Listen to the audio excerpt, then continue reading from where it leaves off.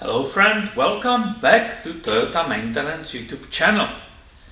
And this video will be for the newbies who are thinking about making their own maintenance and maybe even repairs on their own cars.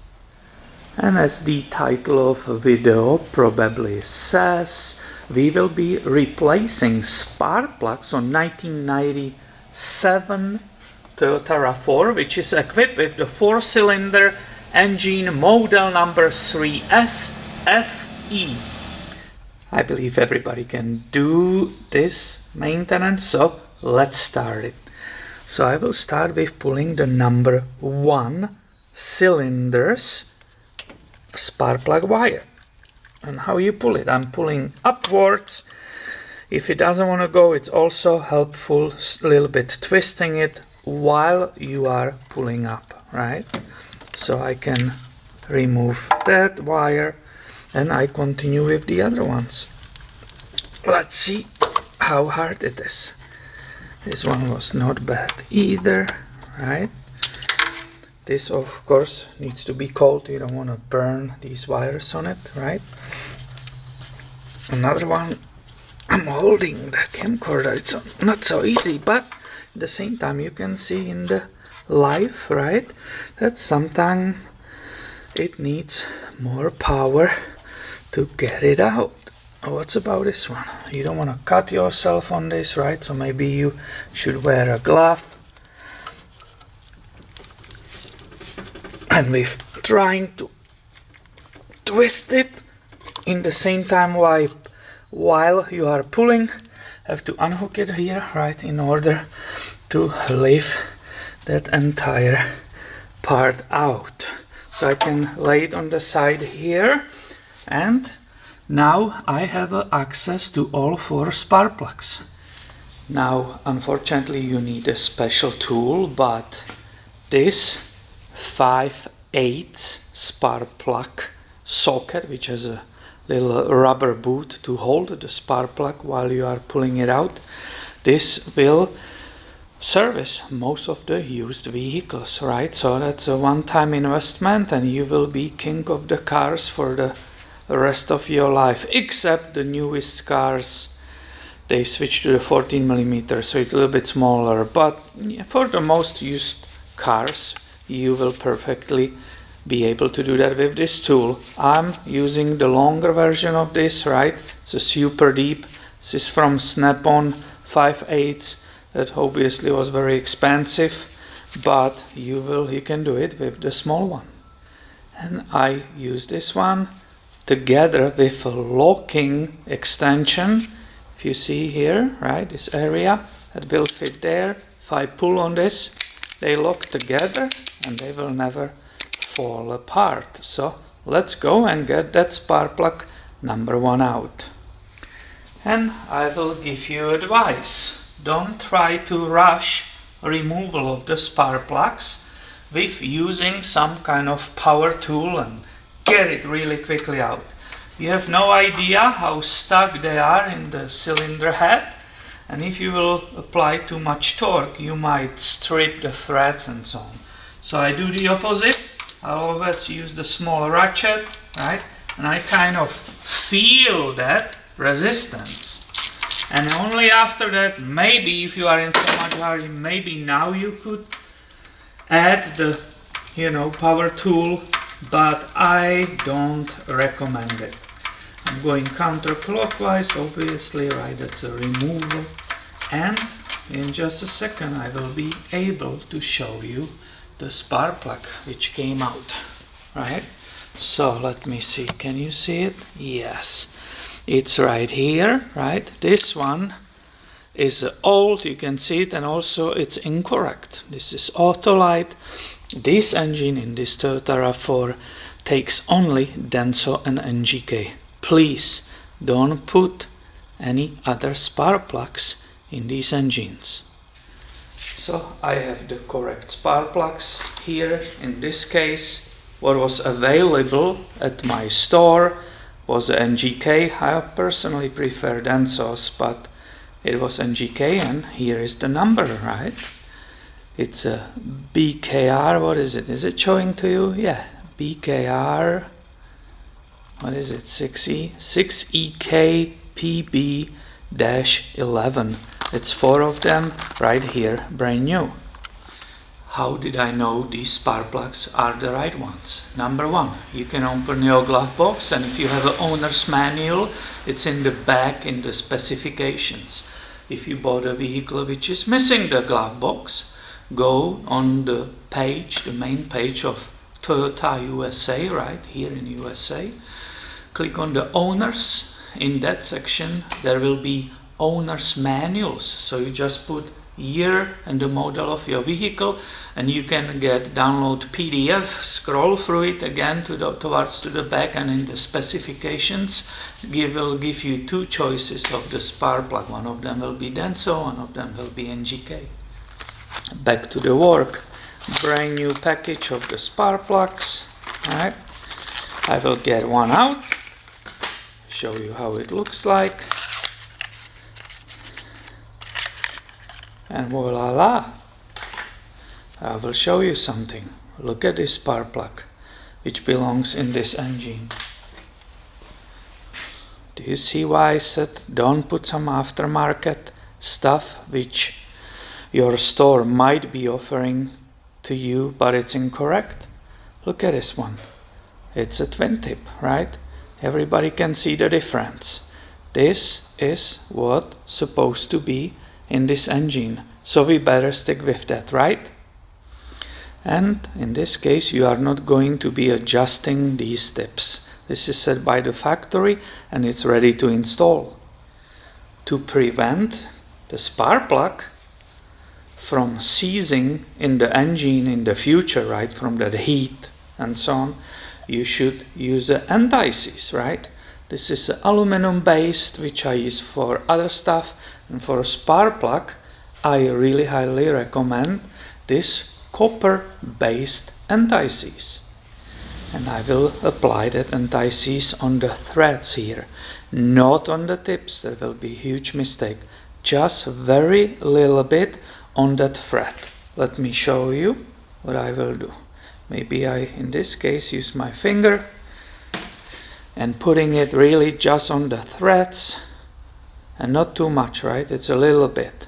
It's preventative measure that in the future, right, in the future, you will be still able, or whoever will be working on that vehicle will be able to remove that spark plug without breaking any part of it. So this is a good measure for the future. Let's go and put it in. Again, I'm trying not to bump these tips on anything or make them dirty, right? So here is the wrench with just that rubber holding element inside, right? So when I insert it in, it will just not fall out, right? It's the rubber O-ring, and we are ready to put it in that cylinder number 1.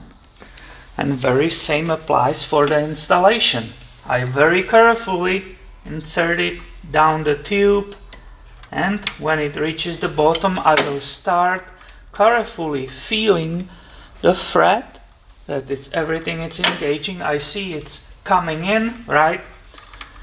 I'm turning the wrench clockwise, and I will not use any power tools for this. Now it stopped moving, so I'm ready to torque that spark plug. Now comes a little bit hard part to explain to the person who never did that, right? I have my torque wrench, electronic, very precise torque wrench, and I just clicked on it, right? And I will set it to 20 Newton meters. So it's very easy for me, right? I have it there, and I will just apply that on that wrench. So let me show you, right? This is the way it is. I bring the torque wrench, connect it in that extension correctly, and I'm just observing the numbers on it. See how much movement after it was hand tight? Much movement. So now it's scrolling up, and I will have, that was 19.3. That's it. I have exactly 20 Newton meters. most of you will have no access to the torque wrench and you will be not willing to purchase it, right? So if you have your wrench, I will choose again just a small ratchet, not a super long one, because you have a better feel in it. And I will just go and keep turning it until it's nice and tight. What you are doing basically, you are seating here this crush washer, which is on the bottom of the spark plug, right? That needs to be squished, that little ring, so it creates a good seal. You don't want to continue and rip this spark plug into pieces and break it, right? Because that will be a huge problem how to remove it from the head. So be careful when you are torquing it, right? 20 Newton meter is not much, but also it needs to be tight, so there is not a blow-by from the engine, there is compression, right? So it needs to be nice and tight. I confirm that, even rechecking, right, by the hand. I torque on it, yep, there is a resistance, and this spark plug is correctly installed. Let's pretend together that now you don't have a torque wrench and you have only these mechanical hand tools. Let's see if I can demonstrate this just using that, right? We can observe how many turns I will do after the new spark plug will hit the bottom. So this is the old one, right? We have that auto light out. Here is that new NGK with that copper anti-seize, right? This is the cylinder number 2. I will go using only the hand tools. So this stopped, right? Suddenly it stopped. Grabbing my ratchet, and you can observe. Let's start from here. So I have it in this direction. Some methods on some spark plugs give you what is the degrees of the turn after it stops, but I don't use it. I prefer the torque. So that's where it stopped. Let's see. I will go. This is a 45 degree. Another 45. And somewhere like a half. And I start feeling nice resistance, and that's it. So that feels like perfectly torqued spark plug. You can even recheck it with that electronic torque wrench. So I have that torque wrench right here, right, with 20 Newton meters. I will place it on the hand only tight spark plug. Where are we? Oh, now it clicked. And let me see. I will carefully observe, right, and let's see if I torque it correctly by the hand.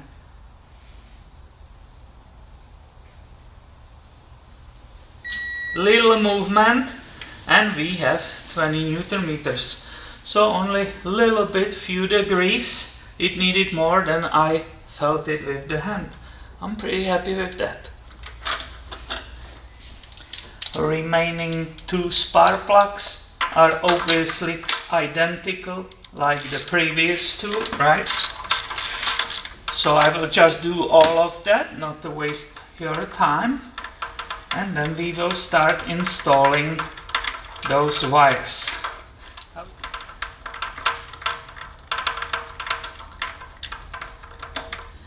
And it's always good to have all those tools, right? I love to use that deep socket spark plug. Socket, right, deep one. But this was, for example, on number 4. I couldn't put it there because it was in the way. The throttle cable, right, is right above that spark plug tube. So I had to switch to that small version, right? I had to use this one. So you better have this baby in your toolbox. Another detail, what you hopefully can see on this last auto light. Do you see that white matter on top of that connector? That's actually this dielectric grease. Some people prefer to put it there for better connection in like a areas where there's a lot of moist in the air, right? So it avoids any corrosion on these contacts. Here in Northern California, I don't use this stuff. Now it's time to install back these spark plug wires, right? Make sure they are in all these holders, right? They are not touching each other or any grounds. And basically pay attention when you are pushing it in that it will go all the way. You should hear like a click or feel it when you are pushing it down. Let's see if we can hear it.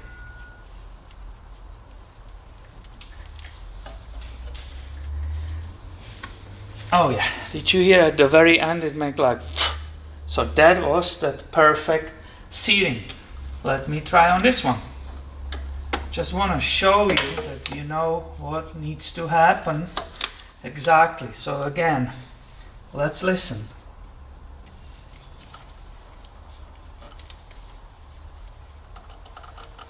No, not yet. Did you hear that? Yes, I'm glad this one made so much sound. So on all of them, it should nicely click down on it. I show you why.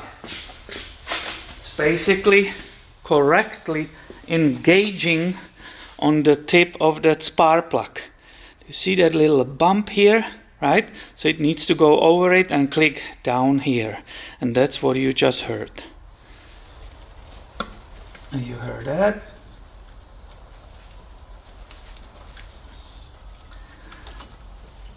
And you heard that. Perfect.